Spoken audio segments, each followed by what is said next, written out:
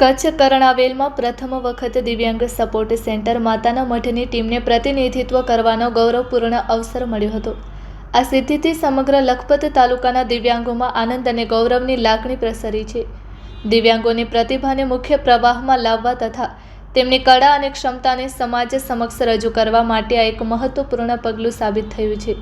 આ કાર્યક્રમને સફળ બનાવવા માટે હાજીપીર પોલીસ સ્ટેશનના પીએસઆઈ શ્રી ગોહિલ સાહેબ, ASI Shri Narendrasinh Parmar, thermal power પ્રોજેક્ટના પીઆર શ્રી પટેલ સાહેબ તથા તેમની ટીમ, જીએમડીસીના મેનેજર શ્રી ડાની સાહેબ, લોકવાણી ટ્રસ્ટના પ્રીતિબેન તેમજ અન્ય સહયોગીઓએ દિવ્યાંગોને પ્રોત્સાહન આપવા અને તેમને યોગ્ય મંચ પૂરું પાડવામાં નોંધપાત્ર યોગદાન આપ્યું હતું।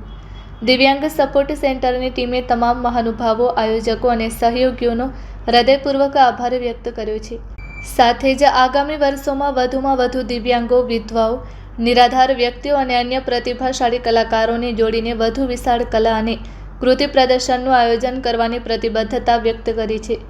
દિવ્યાંગોના સર્વાંગી વિકાસ, સશક્તિકરણ અને તેમની પ્રતિભાને સતત પ્રોત્સાહન મળે તે માટે સમાજ સંસ્થાઓ અને સરકારી તંત્રનો સહયોગ ભવિષ્યમાં પણ મળતો રહેશે તેવી આશા વ્યક્ત કરવામાં આવી છે। Report by Adam Notiyar, bureau chief, Kutch care, TV news, Lakhpat taluka.